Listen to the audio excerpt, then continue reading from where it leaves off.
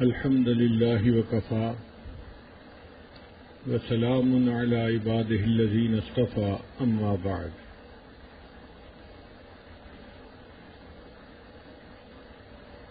سورہ یاسین کے فوائد میں ہم شروع میں مذاکرہ کر لیں گے جو ہم نے کل پڑھا تھا۔ احادیث میں سورہ یاسین شریف کے بہت سارے فضائل وارد ہوئے ہیں۔ ان میں سے ایک فضیلت یہ ہے کہ جو بندہ رات کے وقت سورہ یاسین شریف کو پڑھے گا وہ صبح کے وقت اس حال میں اٹھے گا کہ اس کے گناہوں کی مغفرت ہو چکی ہوگی، اور جو بندہ دن کے شروع میں سورہ یاسین شریف کو پڑھ لے گا اللہ تعالیٰ سارے دن کے کاموں میں اس کی مدد فرمائیں گے۔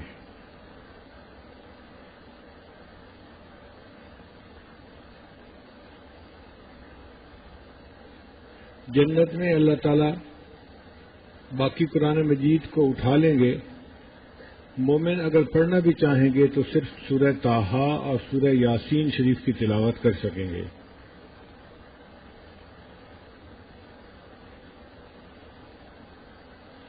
اگر کوئی بندہ اپنی زندگی کے آخری لمحات میں ہو اس کے قریب سورہ یاسین شریف کی تلاوت کی جائے تو اس کے جان نکلنے میں آسانی ہو جاتی ہے۔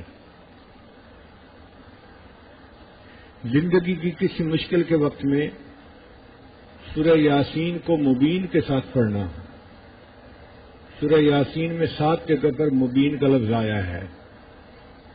شروع سے پڑھنا شروع کریں، پہلے مبین تک پڑھ کے پھر دوبارہ شروع کریں، پھر دوسری مبین تک، پھر تیسری تک، پھر چوتھی تک۔ 7 مبینوں کے ساتھ سورہ یاسین پڑھیں گے تو اس کے وجہ سے اللہ تعالیٰ اس پریشانی سے نجات عطا فرما دیں گے۔ 40 مرتبہ سورہ یاسین شریف کو پڑھ کر دعا مانگنا مصیبت کے ٹلنے کا سبب ہوتی ہے۔ یہ عمل ہم نے اپنے مشائخ کی زندگیوں میں بہت کثرت کے ساتھ دیکھا ہے۔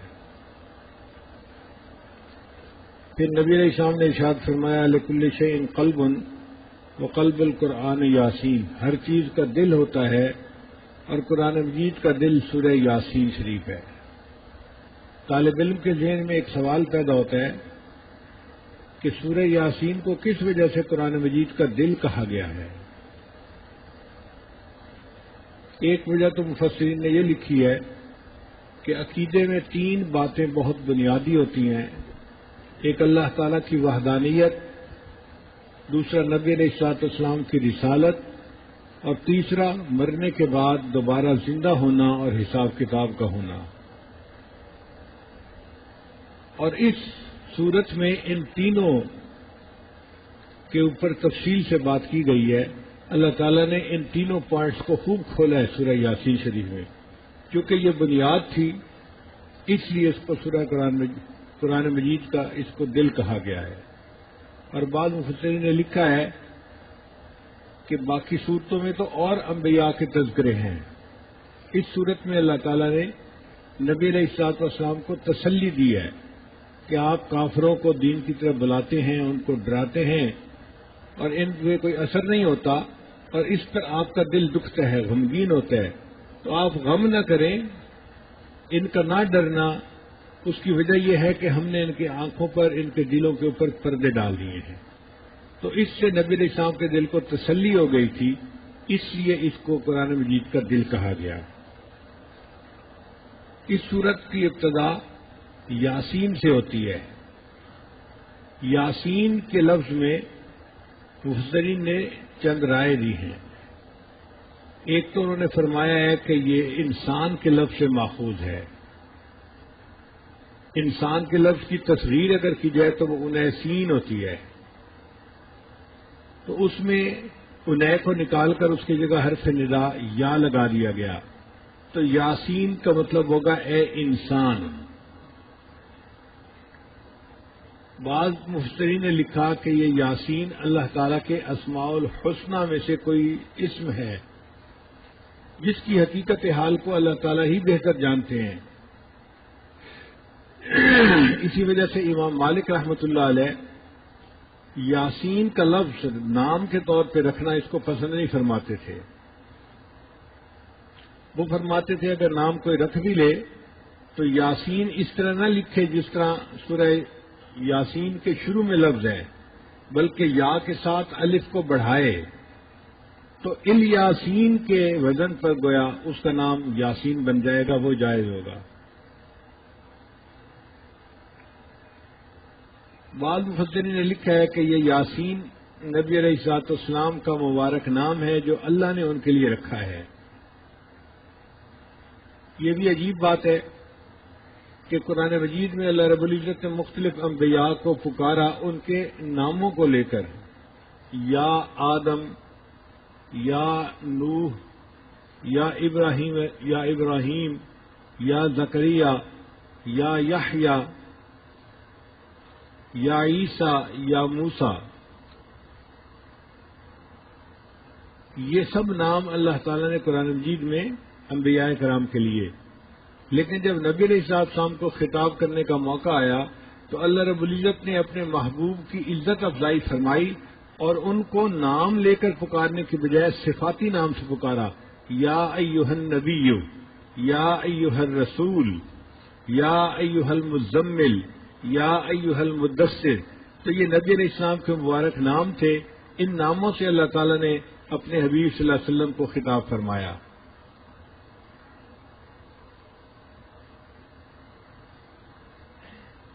تو یاسین نبی علیہ الصلوۃ والسلام کا نام مبارک ہے۔ آگے فرمایا والقرآن الحکیم، اور قرآن مجید کی جو حکمت والا قرآن ہے، پکا قرآن ہے۔ قرآن مجید کی جتنی باتیں ہیں اس میں بہت حکمت ہے۔ جو بندہ جتنا اس کتاب کو سمجھنے کی کوشش کرتا ہے اس کو اندازہ ہوتا ہے کہ لکل آیت من القرآن ظاہر و باطن، قرآن کی ہر آیت کا ایک ظاہر ہے اور ایک اس کا باطن ہے، اور اس کا ایک جو باطن ہے اس کے اور آگے راز ہوتے ہیں۔ جیسے غلاف ہوتے ہیں نا، آپ اتارتے چلے جائیں تو اندر سے چیز نکلتی ہے، یوں ہی آیت مبارکہ کے اوپر غلاف ہیں، آپ ایک اتاریں گے دوسرا معنی ملے گا، پھر اتاریں گے تیسرا معنی ملے گا، پھر اتاریں گے اور آگے معنی ملے گا۔ جتنا آپ اندر چلتے جائیں گے اتنا آپ کے سامنے نئے نئے معنی آئیں گے اور آپ حیران ہوں گے کہ قرآن مجید تو اللہ تعالیٰ نے علم کا سمندر بنایا ہے۔ پھر اللہ تعالیٰ نے قسم اٹھا کر فرمایا انک لمن المرسلین، بے شک آپ رسولوں میں سے ہیں، بھیجے ہوئے میں سے ہیں۔ قرآن مجید میں اللہ تعالیٰ نے باقی انبیاء کی رسالت کی گواہی دی ہے، لیکن قسم اٹھا کر گواہی دینا یہ صرف نبی علیہ السلام کو اعزاز حاصل ہے کہ اللہ رب العزت نے، اب دیکھیے خالق کائنات قسم اٹھا کر کسی بات کی گواہی دیں، یہ کتنی بڑی بات ہوتی ہے۔ تو نبی علیہ السلام کو اسے تسلی مل گئی کہ میرے اللہ قسم اٹھا کر میری رسالت کی گواہی دے رہے ہیں۔ پھر آگے یہ بھی فرما دیا علی صراط مستقیم، آپ بالکل سیدھے راستے کے اوپر ہیں، جو آپ ان کو دین سکھا رہے ہیں یہ بالکل سیدھا راستہ ہے، جو اس کی پیروی کرے گا وہ سیدھے راستے پر زندگی گزارنے والا بن جائے گا۔ چنانچہ ہم سورہ فاتحہ میں دعا مانگتے ہیں اہدنا الصراط المستقیم، اے اللہ ہمیں سیدھے راستے کی رہنمائی کر دیجیے۔ تو سیدھے راستے کی رہنمائی کیا ہے کہ نبی علیہ الصلوۃ والسلام کی اتباع کرنا، جو کامل اتباع کرے گا وہ قرآن مجید کی تعلیمات کے مطابق سیدھے راستے پر زندگی گزارنے والا بن جائے گا۔ تنزیل العزیز الرحیم، اتارا ہے زبردست رحم والے نے۔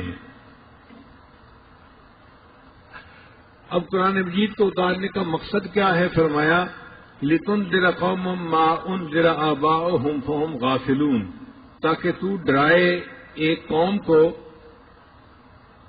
کہ جس کے باپ دادوں نے ڈر نہیں سنا اور وہ غافل تھے۔ یعنی جو قریش مکہ تھے ان کے ماں باپ کے پاس بھی پہلے کوئی نبی نہیں آئے تھے، یہ ایسی سرزمین تھی۔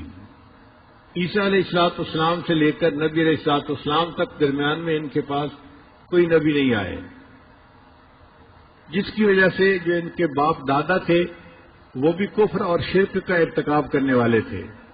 اور اگر کوئی آئے بھی صحیح تو انہوں نے ان کی بات پر توجہ ہی نہیں دی، ان کی بات کو سنا ہی نہیں، تو ایسے جیسے کہ کوئی بندہ آیا ہی نہیں۔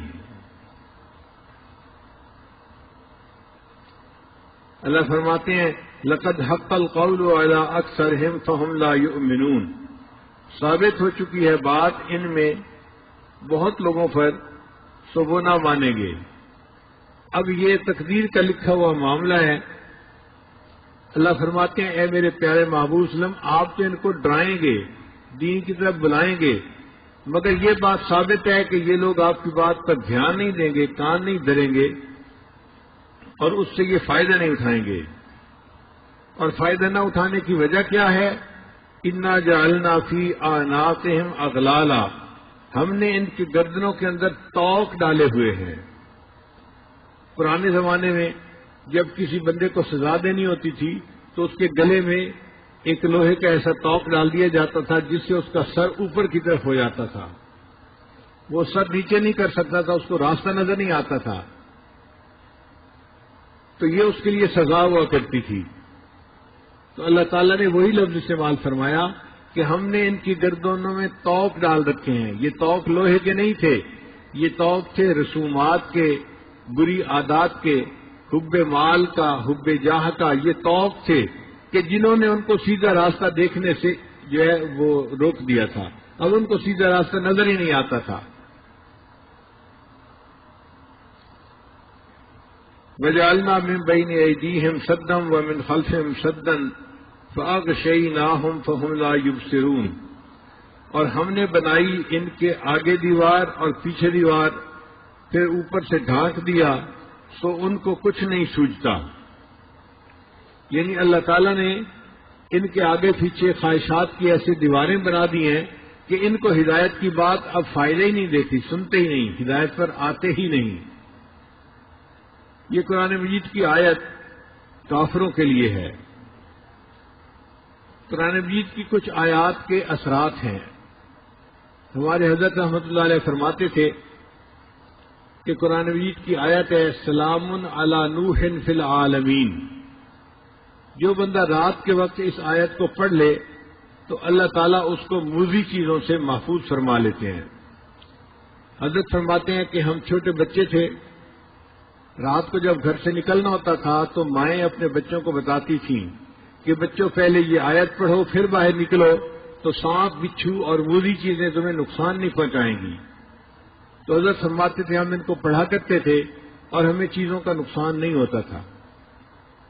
اس آیت کے عجیب اثرات ہم نے اپنی زندگی میں دیکھے ہیں۔ اگر آدمی کسی بھی موذی چیز سے بچنا چاہے اس آیت کو پڑھ لے، اللہ تعالیٰ حفاظت فرما دیتے ہیں۔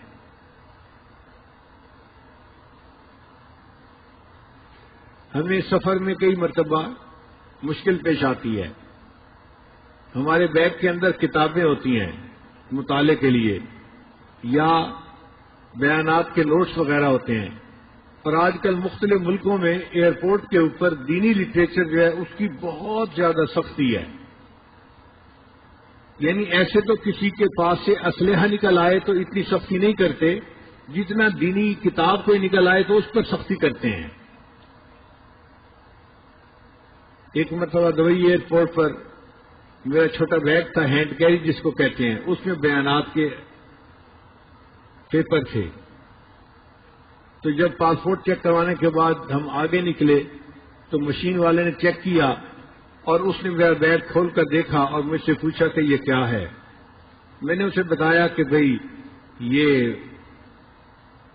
میرے نوٹس ہیں، میں نے کتاب پڑھی اور جو مجھے پسند آئی بات وہ میں نے اس کے اوپر لکھ لی ہے۔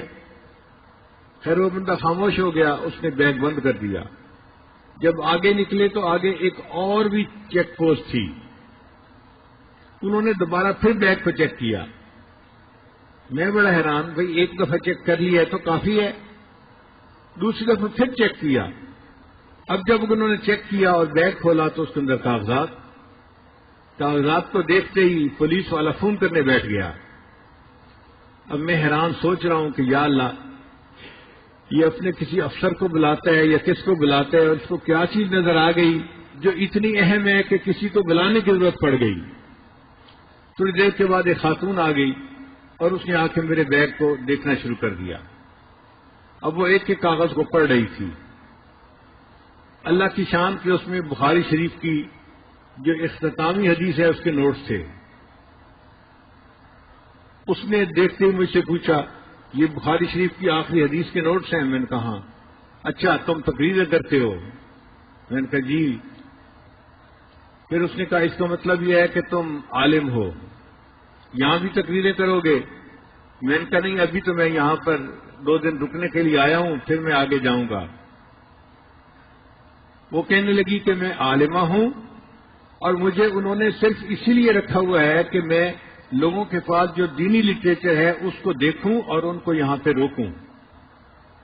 پھر اس نے میرے سارے نوٹس دیکھے، ان کے عنوان پڑھے، تو وہ مجھے کہنے لگے کہ آپ کسی خاص فقہ کے اوپر تقریریں کرتے ہیں؟ میں نے کہا نہیں، میں مسائل کے بارے میں تقاریر نہیں کرتا، میں اصلاحی تقاریر کرتا ہوں. تو اللہ نے اس کے دل میں نرمی ڈال دی. وہ مجھے کہنے لگی کہ آپ اپنے بیگ کے اندر کاغذات نہ لے کے چلا کریں، آپ کو کسی دن ایئرپورٹ پہ روک لیا جائے گا اور آپ کو جو ہے مشکل میں پڑ جائیں گے آپ. اب ہمیں فکر لاحق ہوئی کہ یا اللہ یہ تو روز کا معاملہ ہے، کریں تو کیا کریں. پھر وہ مجھے کہنے لگی تھی کہ آپ یہ نوٹس کیوں ہر وقت ساتھ رکھتے ہیں؟ کتابیں آپ نے کیوں رکھی ہوئی ہیں؟ یہ 2-3 کتابیں تھیں. میں نے کہا میں ان کا مطالعہ کرتا ہوں ہر وقت بیٹھ کے. پھر وہ حیران ہو کے پوچھ لگی کہ آپ کتابیں پڑھتے رہتے ہیں؟ تو میں نے اسے کہا کہ اس عمر میں اب کتابیں نہیں پڑھوں گا تو کیا ویڈیو گیم کھیلوں گا بیٹھ کے؟ تو اس بات پہ وہ ہنس پڑی، کہنے لگی اچھا ٹھیک ہے آپ جائیں. تو میری جان چھوٹ گئی. پھر اس کے بعد ہمیں پریشانی ہوئی کہ یا اللہ اب ان نوٹس کا کیا کریں، ہمیں ضرورت بھی پڑتی ہے، مختلف جگہوں پہ جانا ہوتا ہے، کبھی یہ بیان کرو کبھی وہ بیان کرو، تو نوٹس کا ہونا بھی ضروری اور ہیں بھی پابندیاں. تو ذہن میں خیال آیا کہ ہم قرآن مجید کی اس آیت کو کیوں نہ پڑھ لیا کریں. چنانچہ اس کے بعد تقریباً 8 سال ہو گئے یا 10 سال، میں جہاں جس ایئرپورٹ پہ بھی جاتا ہوں، جہاں بیگ چیک کرنے کی مشین ہوتی ہے یا عملہ ہوتا ہے، میں یہ آیت پڑھ کے ان پہ پھونک دیتا ہوں، وَجَعَلْنَا مِن بَيْنِ أَيْدِيهِمْ سَدًّا وَمِنْ خَلْفِهِمْ سَدًّا فَأَغْشَيْنَاهُمْ فَهُمْ لَا يُبْصِرُونَ. اللہ کی شان دیکھیں کہ پچھلے پھر 8-10 سال میں پھر کسی نے کبھی مجھے کھڑا نہیں کیا. تو جہاں آپ کو کسی موذی سے ایذا کا ڈر ہو، اس وقت یہ آیت اگر پڑھ دی جائے تو یہ انسان کو فائدہ دیتی ہے. پھر ہم نے اس کا تجربہ اور بھی کیا کہ مثلا ایک بچی ہے، اس کی شادی ہوئی اور اب اس کو ساس بہت تنگ کرتی ہے، اس نے جینا حرام کیا ہوا ہے، یا اس کی نند ہے وہ اس کو تنگ کرتی ہے. تو ہم نے کہا کہ بھئی آپ صبح صبح اٹھا کریں، فجر کی نماز بھی پڑھا کریں اور یہ آیت پڑھ کے ان پہ دم کر دیا کریں، اللہ تعالیٰ ان کے شر سے حفاظت فرمائیں گے. ہم نے جتنے بندوں کو یہ بات بتائی 100% اس کا نتیجہ پایا. ہم نے ہر بندے نے کہا اللہ نے ہمیں ان کے شر سے نجات عطا فرما دی. پھر اس کا ایک اور بھی استعمال ہے کہ بعض بچیاں گھر سے نکلتی ہیں تو اوباش لڑکے ان کو تنگ کرتے ہیں. کالجوں یونیورسٹیوں میں جو لڑکیاں جاتی ہیں، تو اگر وہ اس آیت کو پڑھ کے پھونک دیا کریں تو راستے میں کوئی ان کو تنگ نہیں کرے گا، کسی سے ان کو ایذا نہیں ملے گی، اللہ ان کی حفاظت فرمائیں گے. تو اس آیت کے بہت سارے فوائد ہیں جو انسان ظاہری زندگی میں بھی حاصل کر سکتا ہے. وَجَعَلْنَا مِن بَيْنِ أَيْدِيهِمْ سَدًّا وَمِنْ خَلْفِهِمْ سَدًّا فَأَغْشَيْنَاهُمْ فَهُمْ لَا يُبْصِرُونَ. اور مجھے تو یہ بات سمجھ میں آتی ہے کہ اب اگر کوئی فوجی ہو تو وہ اس سے بہت فائدہ اٹھا سکتا ہے، کیونکہ وہ تو دشمن کے سامنے ہوتا ہے. اگر وہ پڑھ کر اس کو پھونک دے، اللہ تعالیٰ دشمن کی نظر سے اس کو اوجھل فرما دیں گے.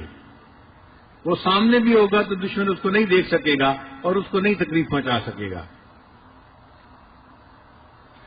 آگے فرمایا انما تنذر من اتبع الذکر وخشی الرحمن بالغیب فبشرہ بمغفرۃ واجر کریم. سو آپ تو ڈر سنائیں اس کو جو چلے سمجھانے پر اور ڈرے رحمان سے بن دیکھے. اب اس آیت کے اندر بڑے فتح کی بات کہی گئی. کہ انسان نصیحت سے فائدہ تب اٹھاتا ہے جب وہ سمجھانے پر بات کو سمجھنے کی کوشش کرے. کچھ لوگ ایسے ہوتے ہیں ان کو بات سمجھائی جائے تو وہ سمجھنے کی کوشش نہیں کرتے، سامنے سے بحث کرنے لگ جاتے ہیں یا سامنے سے الجھنے لگ جاتے ہیں. جو بندہ سمجھانے کی بات پہ الجھے گا یا بحث کرنے کی کوشش کرے گا وہ ہدایت سے محروم ہو جائے گا. ہدایت اس بندے کو ملتی ہے جو سمجھانے والی کی بات کو سمجھنے کی کوشش کرے. مثال کے طور پہ ایک بندہ بیوی کو کہتا ہے اٹھو فجر کی نماز پڑھو.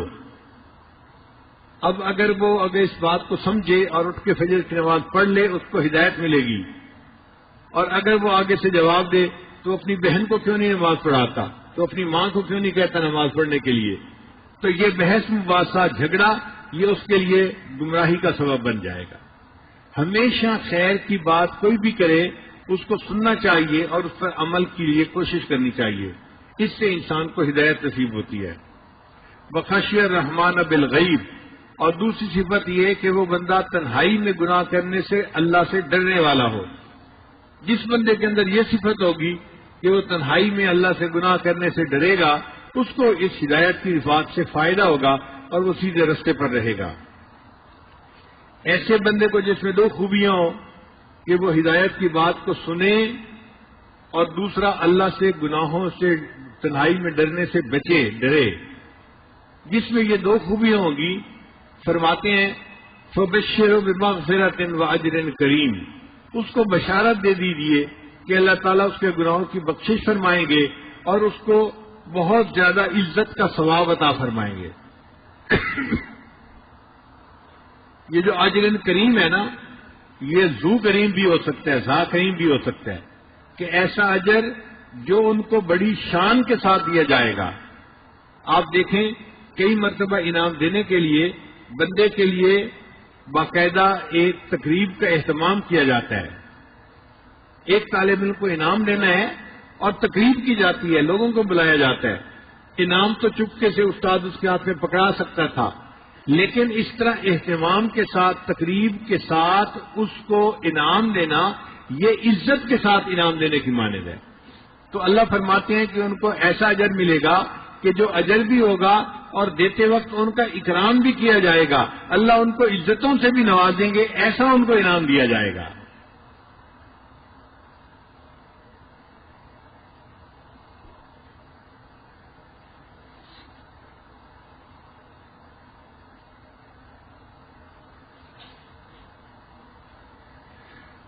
اللہ فرماتے ہیں انا نحن نحیی الموتى ونکتب ما قدموا وآثارهم،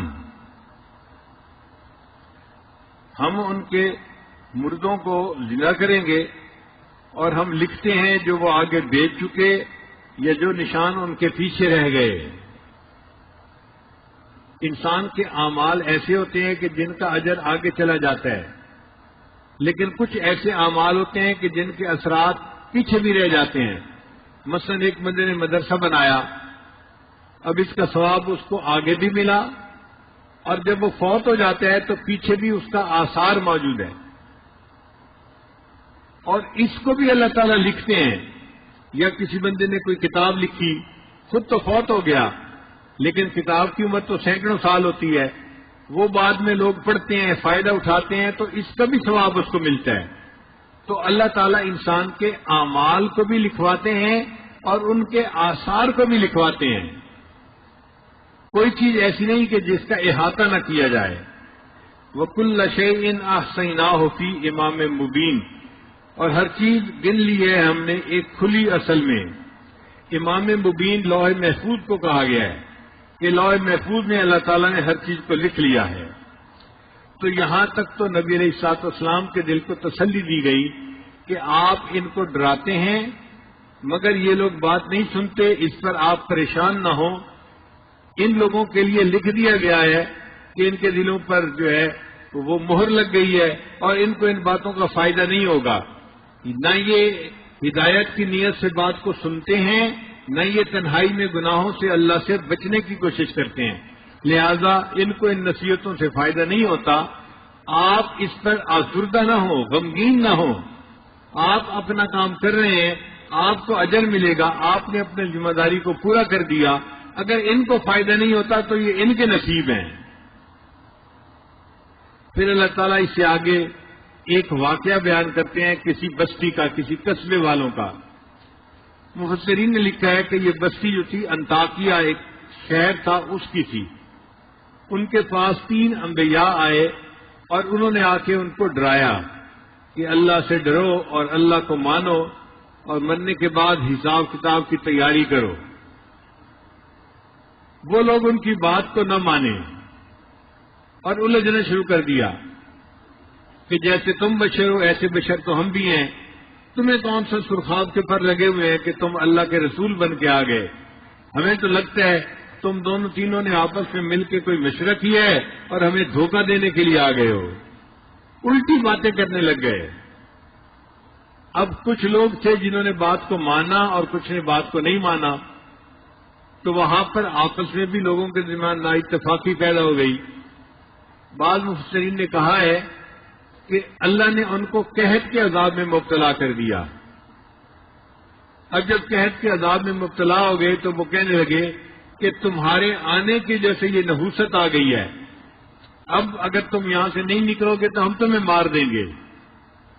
تو ان انبیاء نے فرمایا کہ نہیں، نحوست ہماری وجہ سے نہیں، نحوست تمہارے نہ ماننے کی وجہ سے ہے۔ تم نہیں مان رہے، جس پر اللہ نے تم پر جو ہے وہ عذاب بھیج دیا ہے، تو یہ نحوست تمہارے پاس ہے، اس سے تم توبہ کرو۔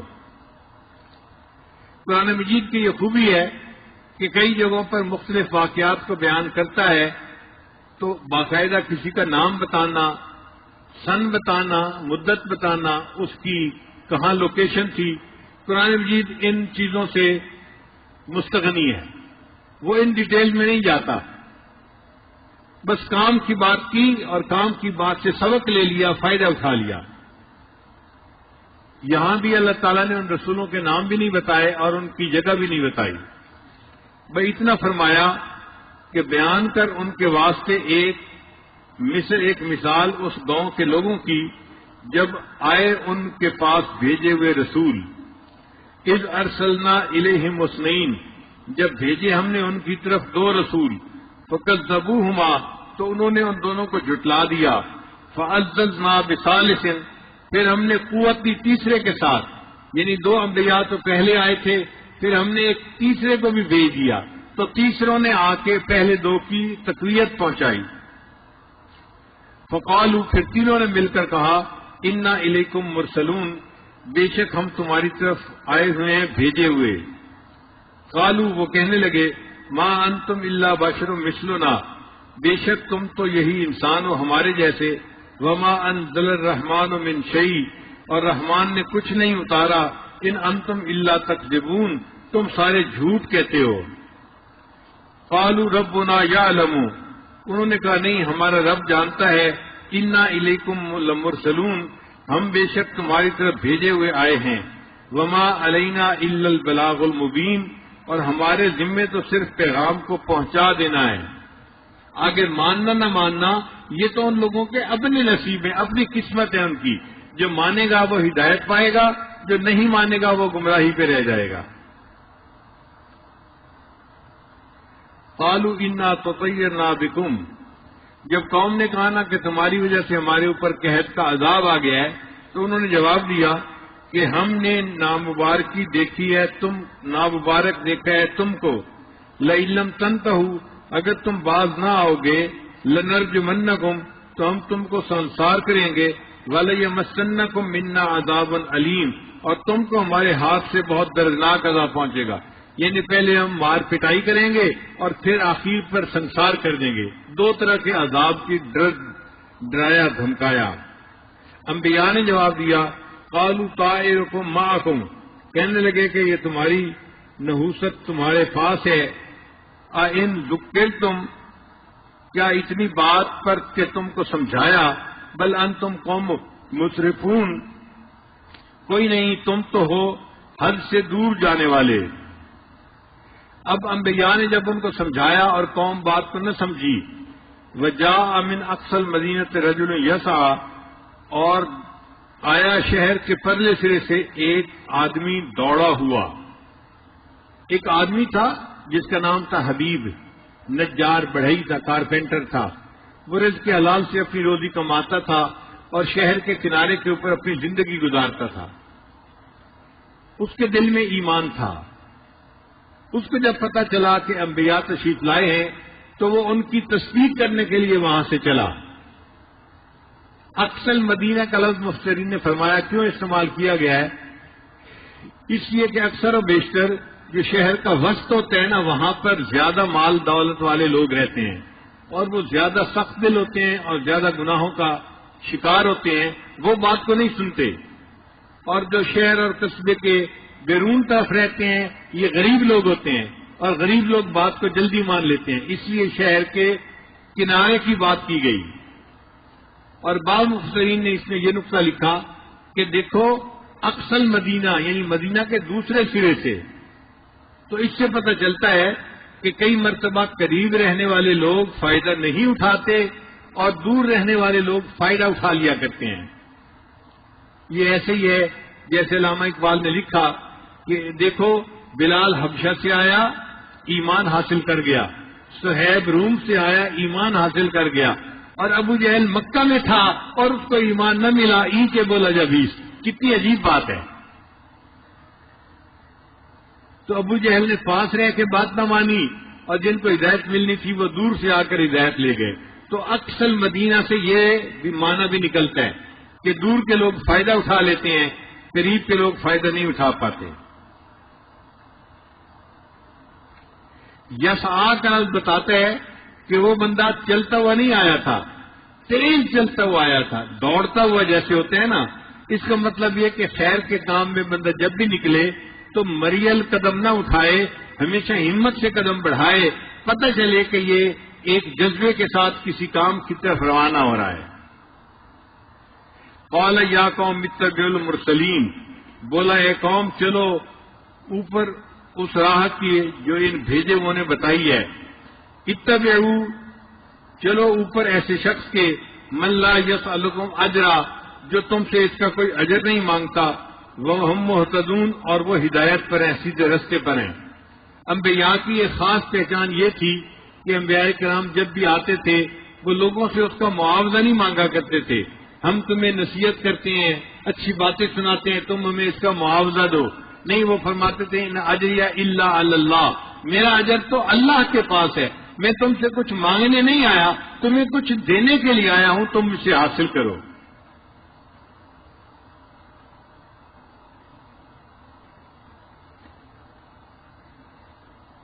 آج کا سبق ہم یہیں تک پڑھیں گے، پھر اس کے بعد آگے نیا پارہ شروع ہو رہا ہے. وَمَا لِيَ لَا أَعْبُدُ الَّذِي فَطَرَنِي وَإِلَيْهِ تُرْجَعُونَ، تو وہ ہم انشاءاللہ کل سے شروع کریں گے. اللہ تعالیٰ میں قرآن مجید کی تعلیمات سے نفع اٹھانے کی توفیق عطا فرمائے. وآخر دعوانا ان الحمد للہ رب العالمین.